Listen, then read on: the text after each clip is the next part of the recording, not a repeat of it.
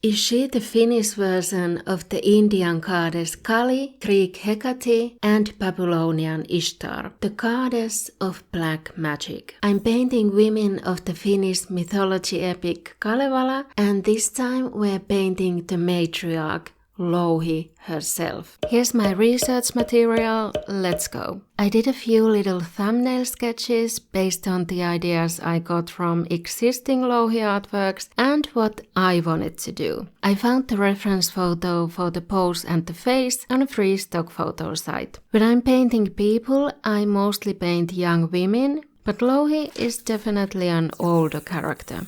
Although I didn't want to portray her as the caricature of an evil witch she's usually described as, cap teeth and hook jaw. Louhi has many different names and descriptions in Old Finnish poetry, but we're concentrating on her story in the Kalevala poetry collection. She's the leader of Pohjola, Queen of the North, a village that's a metaphor for the underworld, the world beyond the living. She's a seer and a shaman with magical powers. She can shapeshift and control the weather. She represents winter, darkness, polar night and death. She's the matriarch of the North. There is a husband, but he doesn't have a big role in the story or even a name. Louhi's story starts when the main character, Väinämöinen, an old man, a seer, a shaman, a hero, basically the Gandalf of Kalevala, has lost a young girl who he essentially buys and then stalks because she doesn't want him, and eventually drives her to drowning herself.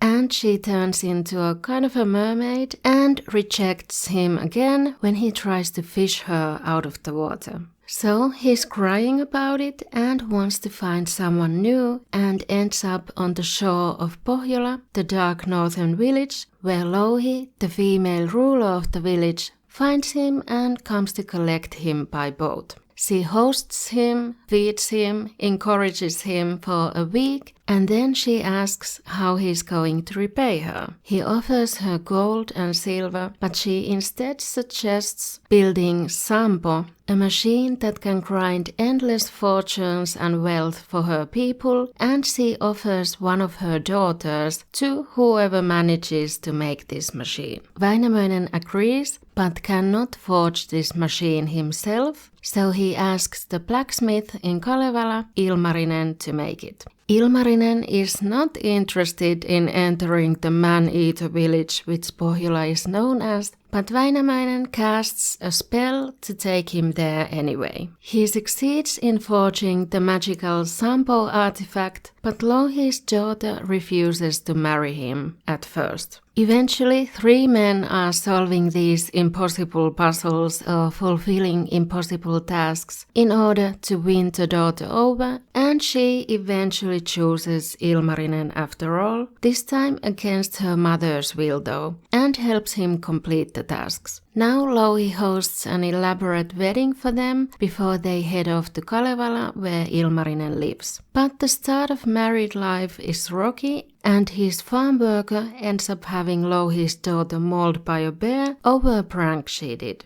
Louhi's husband, on the other hand, gets beheaded by the 3rd suitor, crashing the wedding after the newlyweds have left. Once the wife is dead, Ilmarinen heads back to Pohjola to ask for a new bride to replace the first one. Louhi obviously refuses and regrets her own stupidity for giving away even one daughter. Ilmarinen proceeds to steal the younger daughter, but doesn't like how she behaves and ends up casting a spell to turn her into a seagull. As if taking both her daughters wasn't enough, Ilmarinen and Väinämöinen decide to go back and steal the Sampo as well, or at least take their half. Louhi refuses to share and they steal it on a boat. Louhi can control weather and sends a storm their way, and then attacks them with her army and finally transforms herself into a war eagle, building the wings from the planks of a ship and nails from sides to grab the Sampo, but it slips and falls into the sea where no one can find it anymore. She returns home crying after losing everything, both her daughters, her husband, her whole family and her wealth with the Sampo,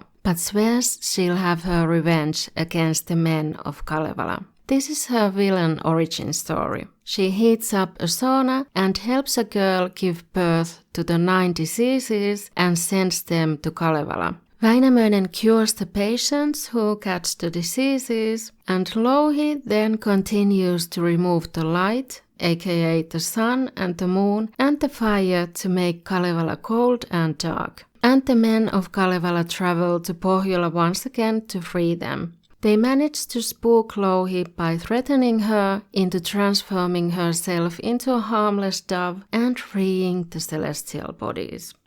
I'm turning my sketches into coloring pages, and you can check the available ones in my shop or on Patreon. Louhi is a complex character that actually acts the same as Väinämöinen and some of the other male characters. Sometimes generous and helpful, and sometimes greedy and revengeful. Yet somehow the male characters are the heroes, and the strong woman, Louhi, is the evil villain of the story. Honestly, Kalevala is full of examples of misogyny and toxic relationships. It's made up of poems and folk tales depicting the late Iron Age, collected and combined by one man in the 19th century, first published in 1835. In the wedding scene, he's added depictions of actual old Karelian wedding traditions, and one of the most shocking and disgusting things was that the groom was given advice for committing domestic you-know-what, TV, in a way that the marks won't be visible to neighbors, specifically avoiding the ears and the eyes. Which is interesting considering Finland still had the second highest rate of DV against women in the EU in 2020. I also painted Louhi's daughter, the Maiden of North, in this video where I talk about how Kalevala inspired Lord of the Rings. See you there!